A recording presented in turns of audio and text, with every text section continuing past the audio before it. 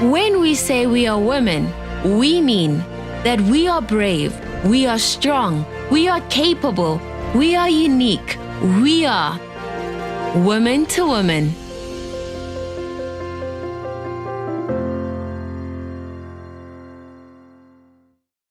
Good afternoon to all of you from South Africa, from Africa, and where else in the world you can have woman to human with you. Good afternoon, Toko. Good afternoon, Masha, and good afternoon to our viewers.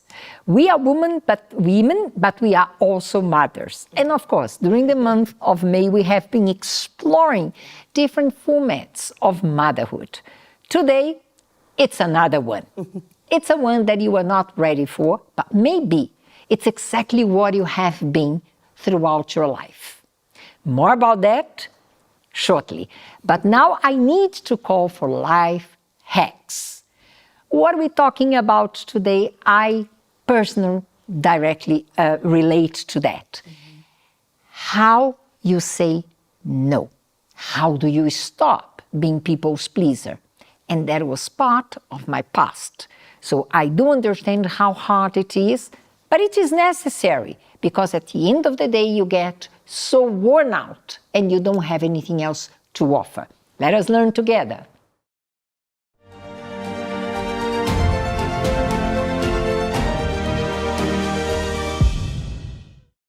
Welcome to Life Hacks, where we make your life easier one tip at a time. So today we're going to talk about something most of us struggle with. Picture this, you're already overloaded with work and someone comes and asks you to help them with something. Your mind is screaming no, but immediately your mouth says yes. And that's all because you struggle to say that one word, no. You might be feeling overwhelmed, stretched thin, or feeling like you're carrying more than you can handle. And often it's not because you can manage, but it's because you struggle to say no. We say yes to avoid guilt, conflict, or disappointing others. But the truth is, if you're constantly saying yes to everything and everyone, it means you're saying no to yourself. So today, we're breaking it down. How to say no with confidence and when to say yes with intention. Tip number 1, recognize the cost of yes. Every yes has a cost, your time, your peace, your energy. Before you agree to something, pause and ask yourself this, what am I trading for this? Overcommitting leads to burnout. You don't owe everyone a yes, especially at the cost of your well-being. Tip number 2, start with small boundaries. Saying no doesn't have to be rude or dramatic. It can be simple. Practice phrases like, I can't commit right now, or thank you for thinking of me, but I'll have to pass. The more you do it, the easier it gets. Tip number 3, use the 24-hour rule. Instead of answering right away, give yourself time. Say, let me check my schedule and I'll get back to you. This creates space to really consider if it's something you want or just feel pressure to accept. Tip number 4, know when to say yes.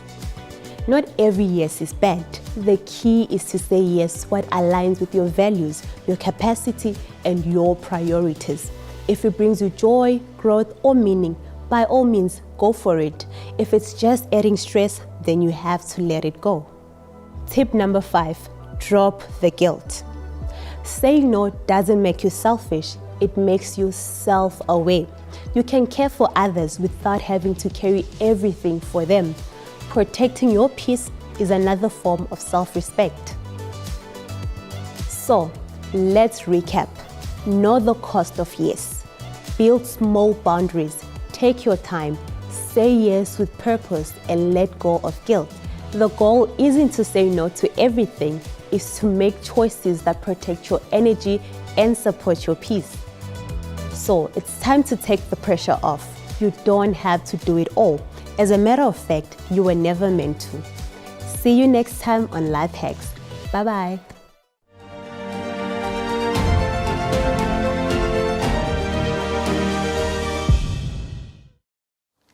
I hope you have learned to say no, isn't that, Toko? Yes, it's important actually to learn how to have balance Because when you're a people's pleaser, you always say yes, yes, even when you don't feel like doing something. Yeah, so it's important. Today's angle, it's a bit different. We called it a step-in parent. You know, the oldest child syndrome, that you end up being a parent to your siblings and the consequences that it may bring to you. I can speak about that because that was my situation. I was the firstborn 13 years apart, then my mom got my brother. But my mom would not spend time with him as she didn't spend time with me.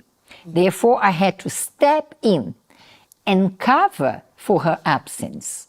So that developed in a way that even when he was very young, like a baby, 2, 3 years old, he was sick, he would wait for me to come back from night school to give him medicine. He would not accept it from my mother. I remember there was a time that I had to take him to the hospital, but I could only do it 11:30 in the evening, the time that I got home from school. Yes. And the detail, the hospital was on the corner of my house, and my mother was the main member of the medical aid, but he didn't want to go with her. Up until today, if he has a problem, he's going to call me. What are the consequences? This is what we're going to explore in today's program. And this is why we have Moya here. Good afternoon to you, Moya. Welcome to Woman to Woman. Thank you. Good afternoon, Ms. March and Ms. Toga. Good afternoon. She is one of these cases. But I heard you became violent, a tomboy. Tell us more about that. Yes, I became tomboy, and then also that I was playing soccer, and then I was doing karate also. So at school, most of the time, I will fight. If anyone touches me, it will be a move that now is a time for me to take action. So no one must come near me. You were very violent. Yes. Were you violent at home as well? At home, no. I was quite sweet child. But when I'm at school, I'm something else. So you had two personalities? Yes, two personalities. Inside the class, I'll be quiet. But the moment when you touch me, it will be something else. So don't start me. This touching is not necessarily something evil. Just if someone would say, Moya, just like Moya, I'm calling you, Moya, would you like to have this? Moya, can I get this? You would react. Yes, I will react. You have to come to me nicely and say, don't touch me. Keep your But just- distance. yes, you have to be like, can I have this? It will be better. But the moment when you come and say, take it with force, it will be something else. So I will just fight. Even though it's a girl or it's a boy, I will fight with it.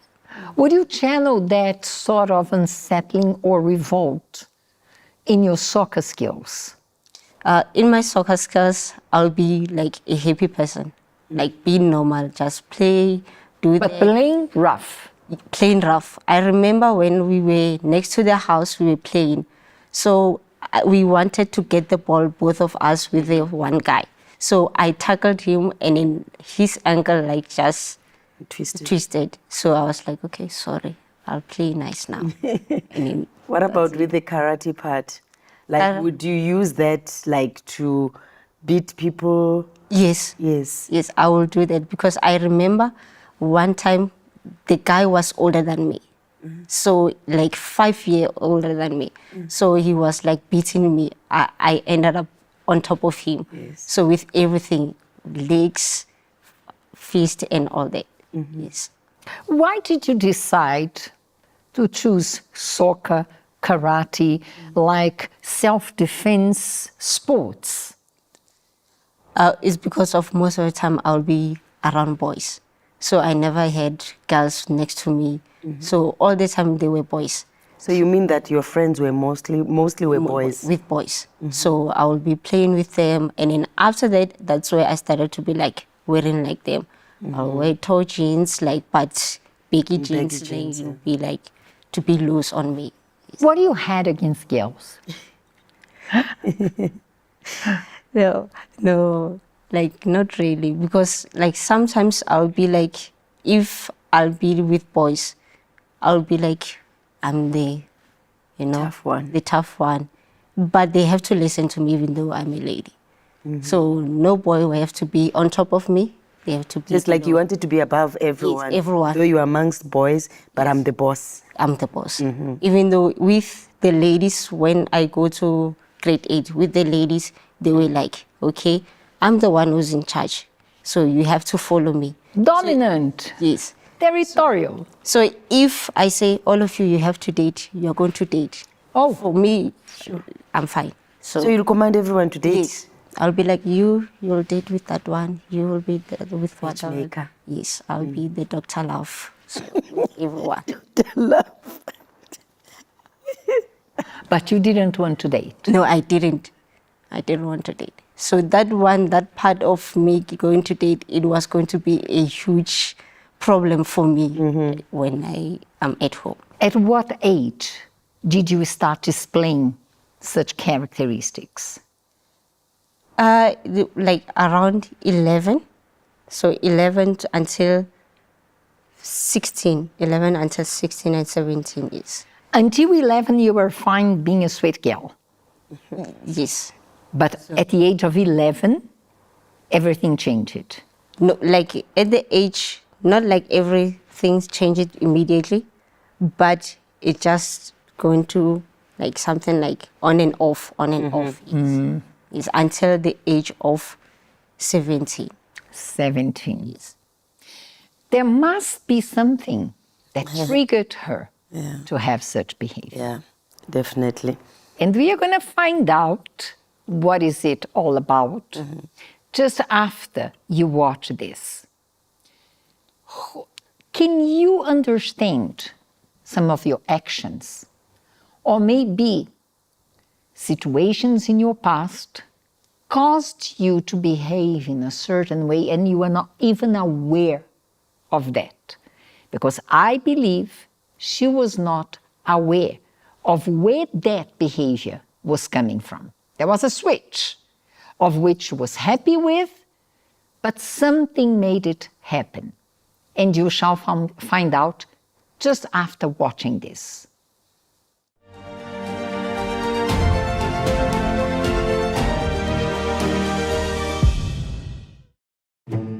Have you ever noticed yourself reacting in a way that doesn't make sense? Snapping at someone, shutting down, or making choices that seem out of character? These kind of responses are often not random.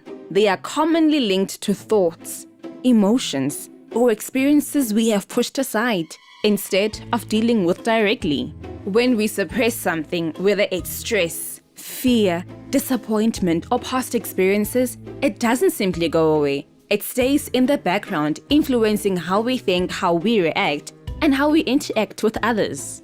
Over time, this can affect our behavior in ways we don't always recognize. We might find ourselves responding sharply, withdrawing, or making decisions that don't align with who we believe we are. Without realizing it, we start operating from habits shaped by what we have avoided, rather than by conscious choice. The reality is, what we don't process still shows up through our tone, our decisions, and even in the moments we choose to stay silent. If we don't take time to address it, it can quietly shape the direction of our lives.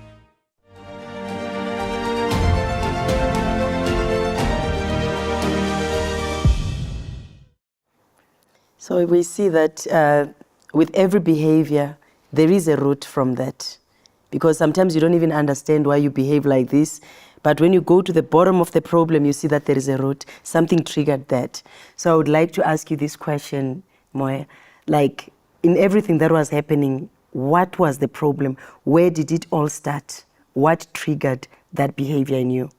Okay, at the early age, I experienced my father beating my mom. And then it was not like in the house, but at the streets, on the streets. So they will fight in the streets? In the streets.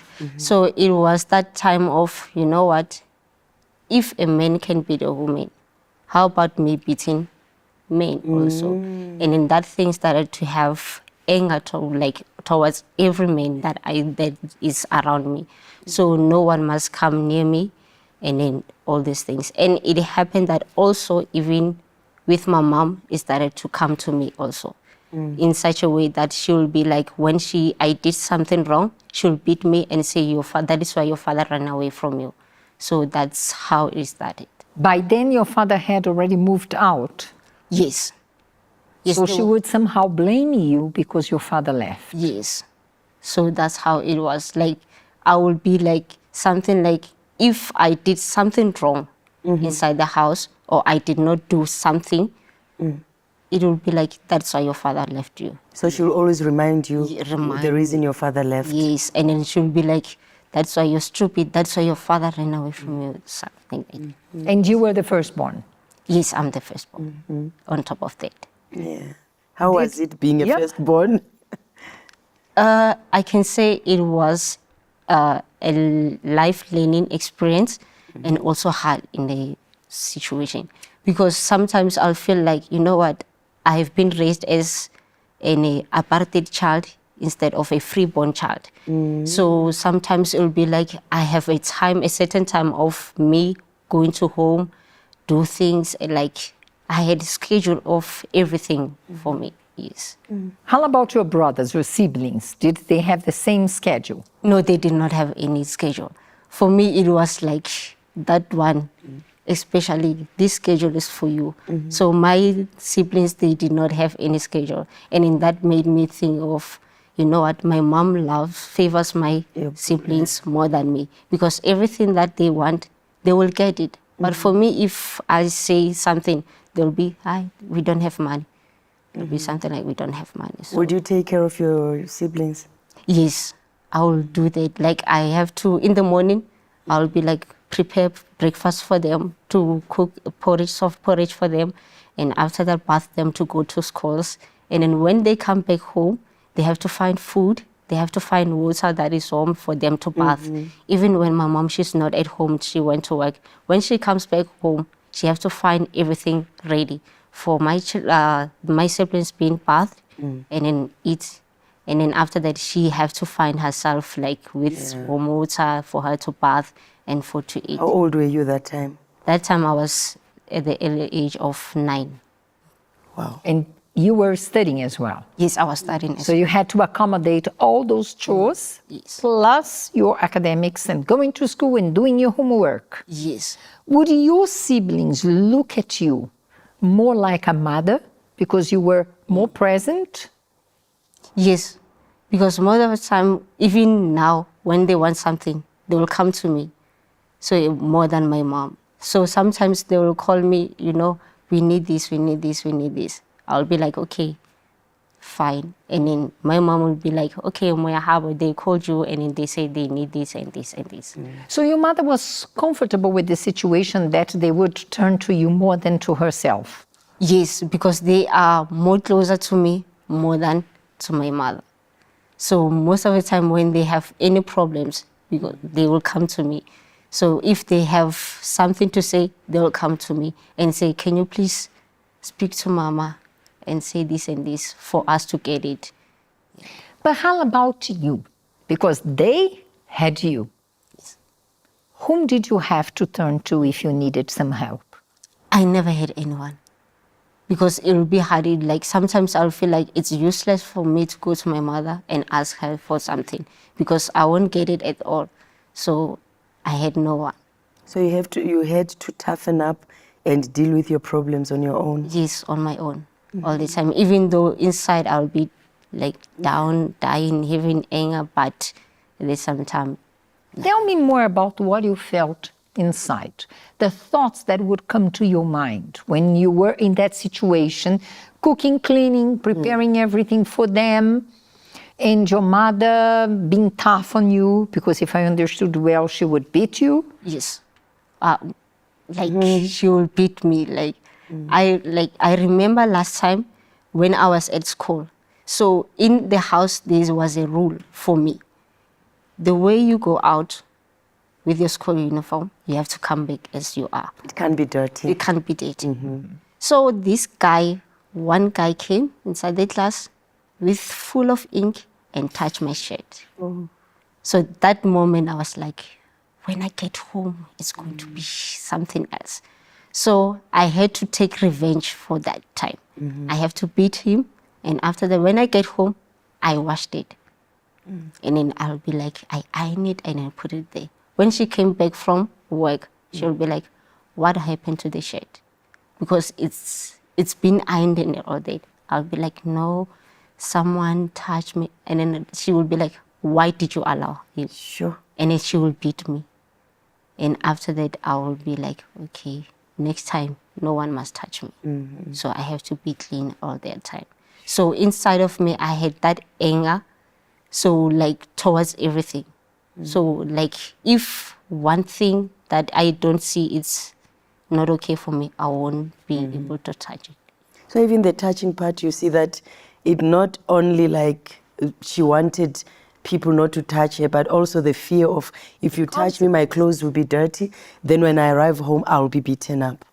Though that was the rule for your siblings as well. No, them they can play with anything, mud, all that. For me, it was certain things. How did you grow up? Your mindset, your perception about mother, father, family, having that kind of pressure upon you? Because clearly we see that she was treated differently.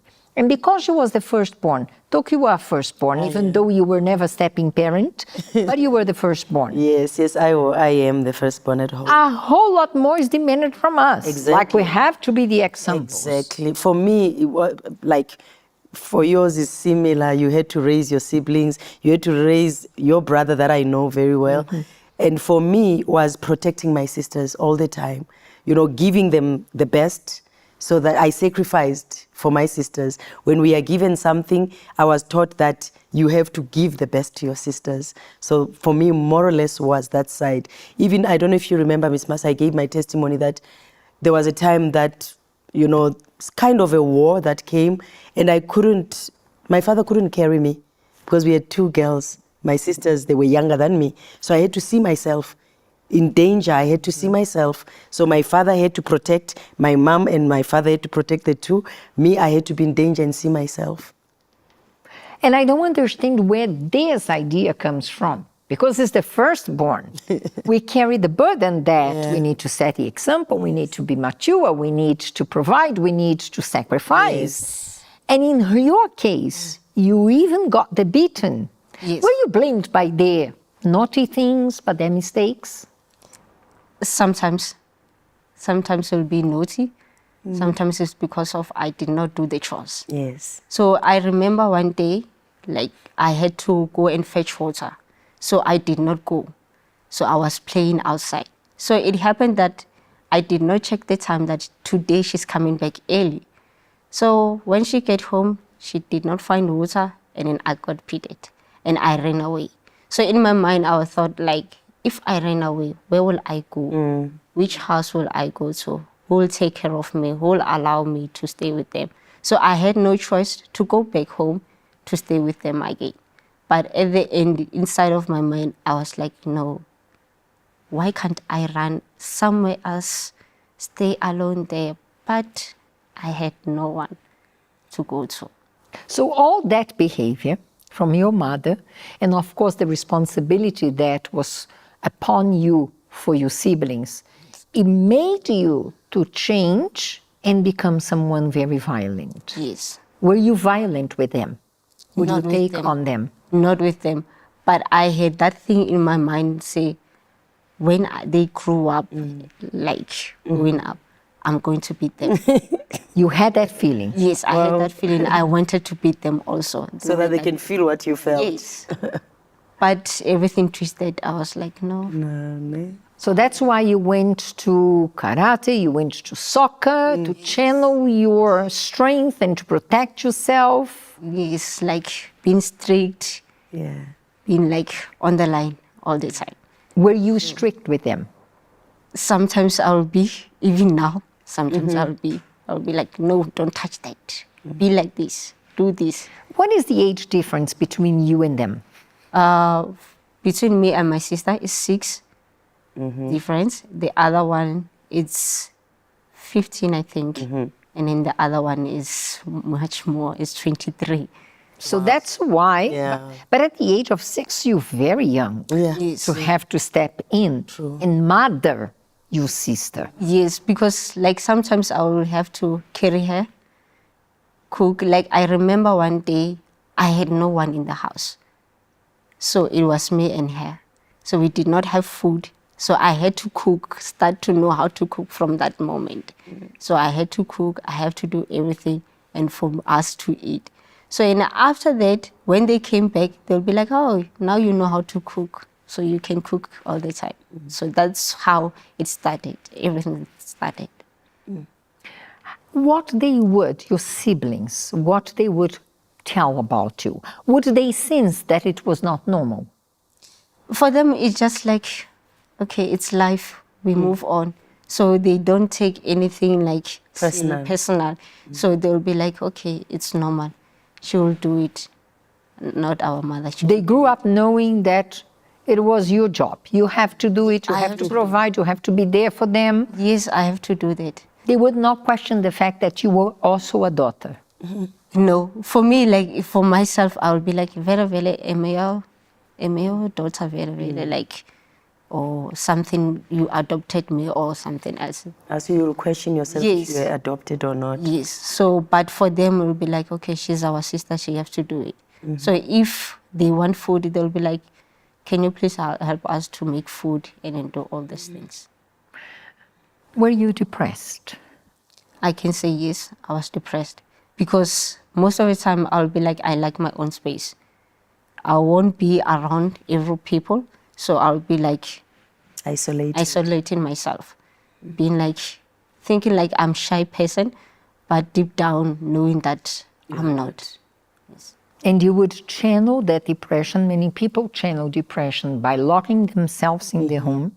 You would channel that depression, trying to cope with this, by giving yourself to very rough contact sports, Yes. like karate and like soccer. Yes, like- And you became a tomboy. Yes, I became a tomboy. Did your mother say anything about this? No, she never said anything. They will be like, okay, it's fine, you like this kind of Clothes. we will buy it for you. We'll buy it for you. So anything that it's a tomboy, it was like, okay, in the house, I was having a soccer, everything. So for me, it was like normal thing. So they never had a problem with it. And would you dictate the rules to your siblings as you did in school with your peers? Like that one for my peers, it will be like a different way. Because when I started to go to grade 8, that's where I started to have friends with ladies and all that. But that moment will be like a strict thing in such a way that you have to listen to me. I don't Controlling mode. Yes, I must not listen to you. So if I say you must do this, you have to do it. So coming back to the one of dating, they will be like, okay, Moyahabu, we saw the guy that likes you. I'll be like, no. Knowing that if I go to the guy, it will be a problem in such a way that my mom, if she finds out, I'll be a dead person. Because she will be saying like something like this, in my house, there's no 2 women, it's only 1. The rest, they are children. If you make a child in my house, you're going to find your own house. So we can't be 2 women here. You can't be 2 women in the house. You are a child. You are a child. Now, it's funny enough that now you are a child, but the pressure on you Exactly. was to take Yeah, take responsibility over everyone else. True. That's It's difficult to reconcile, isn't that? Yes.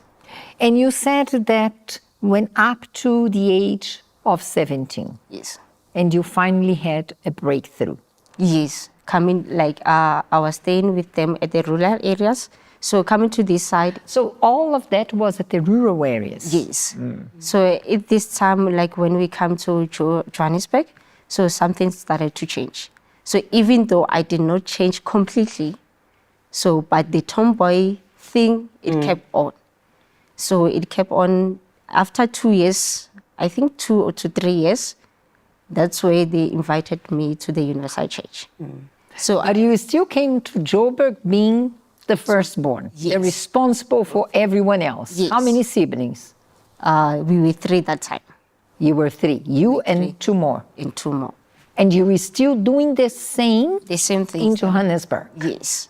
And you were still channeling that depression, that violence that was in you, because of course you could not take back on your mother, on your siblings. You had to channel it somewhere else. Yes. So it happened that when we came to this side, someone started me with something else. So I beated that person also. And then they came to the house. They said, your child did this and this. And I'll be like, no, I did not do it. And I'll be serious, like, no, I did not do it. But the moment... Whom did your mom believe? Most of the time she will believe other people. But for me, my serious face, I'll be like, no, I did not do it. But when the people, they leave, I'll get shampoo. Either or. If you did or you did not. Yes. What a journey, ne? Yeah. What a journey. A sad journey. And I'm afraid that many out there are going through the same. Many, and they take it as a normal thing. They don't see any problem anymore because they are used to do that. Yeah. So we are going to take a look at the syndromes of this, the first child and all the characteristics of the first child. Let us have a look.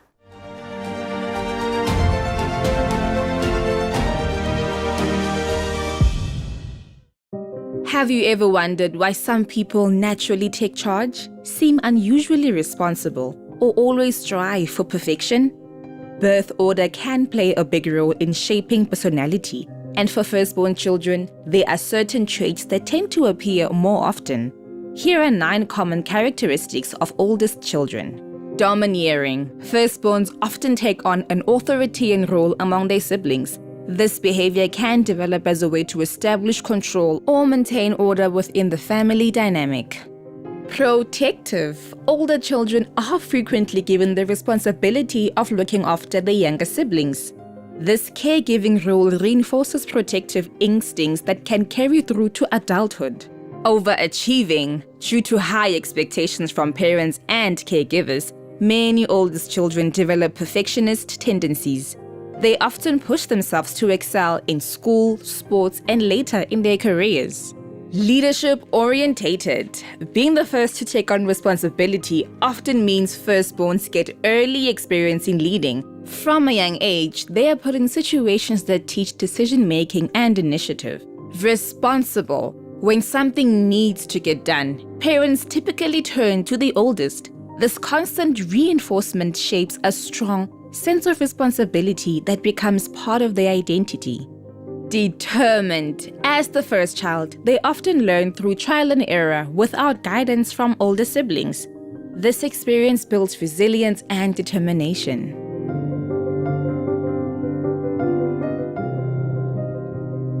Outspoken. Firstborns are sometimes seen as the spokesperson for their siblings. Over time, this role helps them become comfortable expressing opinions and standing up for themselves and others. Ambitious. Having received undivided attention early on, many firstborns develop a drive to succeed and reach personal goals, academically, professionally, or otherwise. Opinionated. Early validation from caregivers can lead to strong confidence in their ideas. Firstborns often grow up believing their opinions matter and should be heard. While not every oldest child will show all of these traits, these patterns are commonly shaped by early family roles and expectations. Understanding these tendencies gives us valuable insights into how our place in the family can shape our personality and behavior.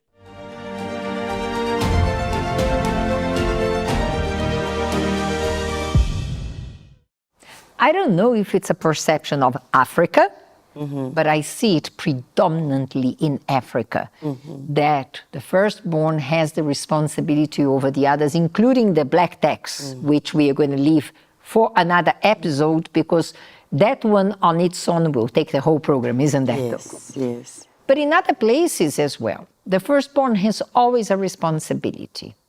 What people don't realize is the side effects, the trauma, and the roots that cause in one who is the firstborn.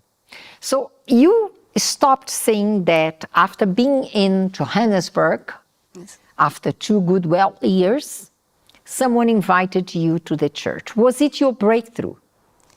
Yes, it was my breakthrough. in such a way. But at the first year coming to church, I was just being the same person, but not being that person who was fighting all the time. So this time it was hiding something inside of me, being like wearing like a tomboy all the time. Going to church is the way I was. So it happened that when times goes on, so there was a course that was called self-awareness. So that's where I started to attend those courses. So after attending those courses, so I learned about forgiveness. So I had to do something about it. So even though I had to forgive my father, it was so hard. So I did not see him, like we were not so close all the time. I had 17 years not like seeing him. So it was like, okay, let me just send a message to him. And then, because even though I tried to call, he's not going to pick up. So I just sent a message of forgiveness. And then after that, I tried to forgive myself also. We don't have the self-awareness course anymore.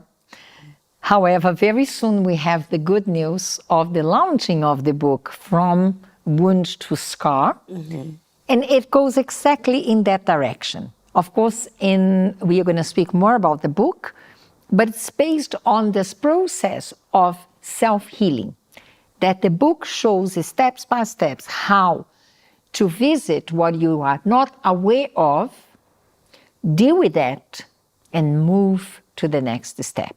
So your first step was to forgive him, because you had the heavy burden upon him, since your mother said, and you never knew up until then if it was the truth, that he left because of you. And as a matter of fact, I have to myself that maybe he left because of her. Actually, it was because of him that he left, in such a way that I had a twin brother that I did not know about. We at the same age, but different mothers. So it was, I'm born in July, he was born in September. So that's why they were fighting about it. Why? So it's not because of you. She said because of you, because maybe in your mother's perception, if you were a boy, he would have stayed. He would have stayed, maybe, probably. Because that one is a boy and I'm a lady. So it was just... At what age did you find out about this whole drama behind? I was 22. So that did not impact in your behavior, because we could say if you knew that from the beginning, that's why you try to become more like a boy, maybe to draw attention. But you didn't know about that. I didn't know about it, because even though I will be going to his house, because I had to go to see my grandmother there, they won't say anything at all. They'll be like, okay, Mia, how about thing? She's here. So I'll be like, okay, it's fine. And you said something interesting that people might not relate, but we are going to explore more. You had to forgive him. Of course, you had to forgive your mother, but you had to forgive yourself. Why? Because I've seen myself as someone that it's not normal. Because I'll be someone else to other people, and to myself, I'll be like someone else also. So I had to be someone that be open to everyone, because I had kept everything in me, so I should not kept it, but I have to burst Did you feel like you were a burden to your mother? Sometimes I would feel like that, because she would be like, you know what, I have many things to do, but I can't put you in. So I have to do for these ones. You know, they are children, they're still young, they have to have things. For you, you have to be aside.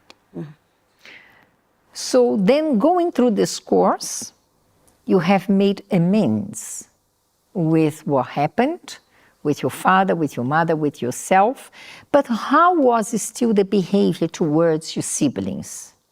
Okay, towards my siblings, it became different in such a way that the mind that I had, the thought that I had that I will beat them also, it changes. So we will be all together. Sometimes we'll be playing together and all that. I have to show to them how to do things and all that. So even now, I'm still staying with my little sister. It's a different thing. Now. Yes, now. So we be like, sometimes she'll be coming to my room, she'll stay there, and I'll be like, you know what, I want to sleep. Can you please go to your room? She'll be like, no, let's talk more and do things, watch movies and all that. But do you still see yourself responsible for them?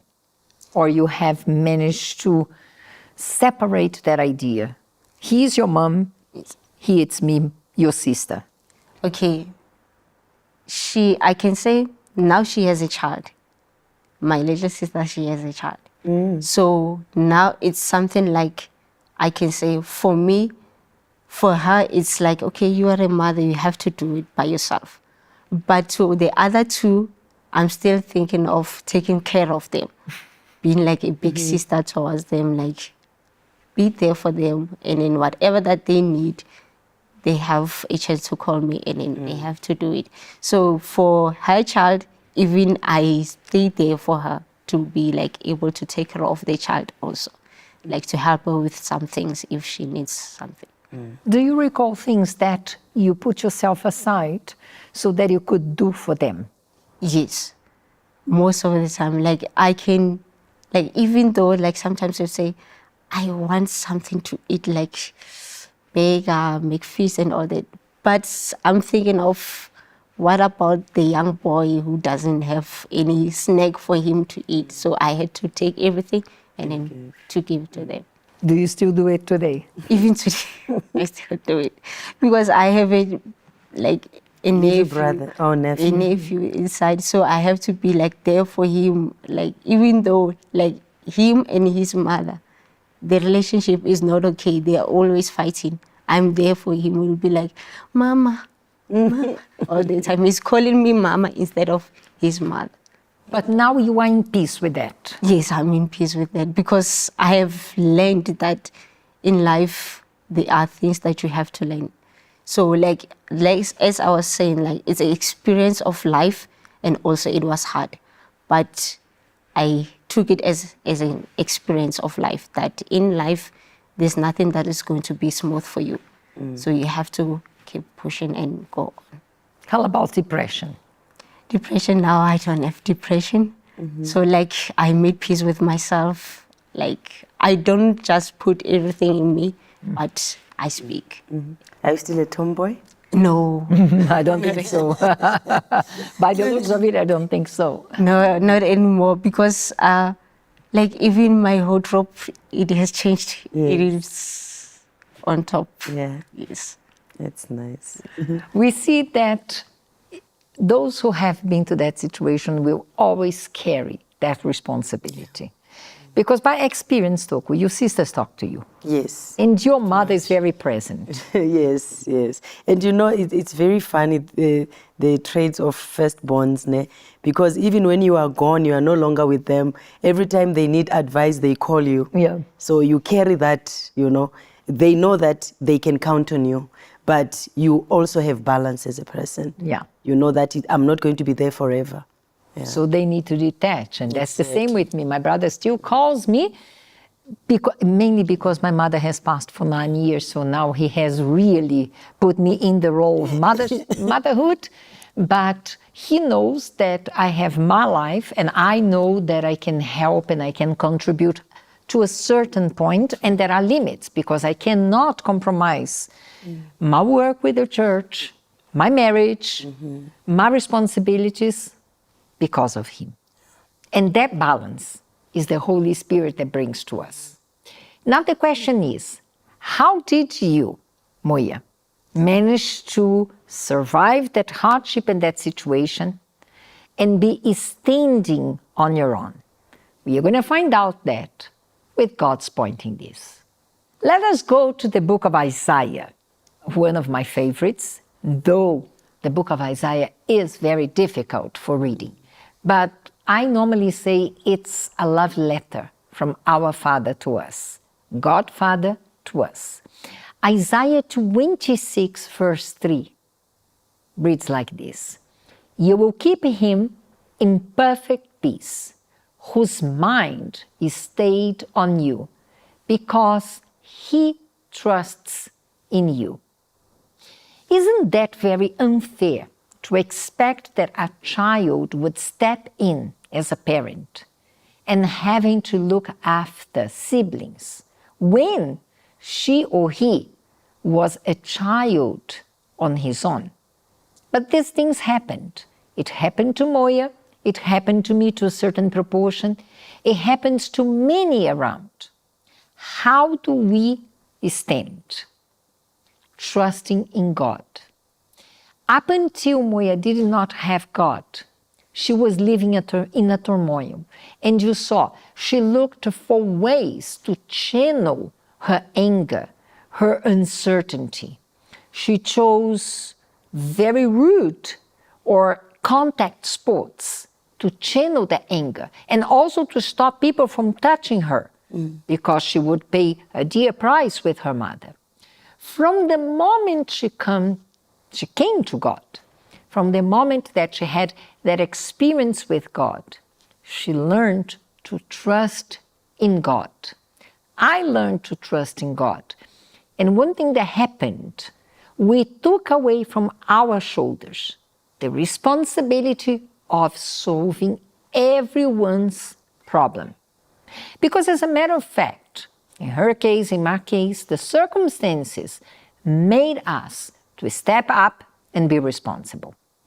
But it becomes a vicious cycle. You think you need to sort everyone's problem. You need to step in and to control and to dictate and to guide. Through God, we learn that it's not like this. If our mind is stayed in Him, He will give us peace. We will trust Him with the circumstances of life. And I may speaking right now to those who are not in this situation. Maybe you are actually a mother. Maybe you are actually a son, a daughter, and your family environment is not good. And you're getting lost with the process. You have depression, you have self-mutilating, you are giving yourself to drugs or abuse to alcohol. I want to invite you to do what we did. We turned to God. We set our minds on Him. We made God our foundation. We learned to trust Him, mostly with the things that we could not sort out.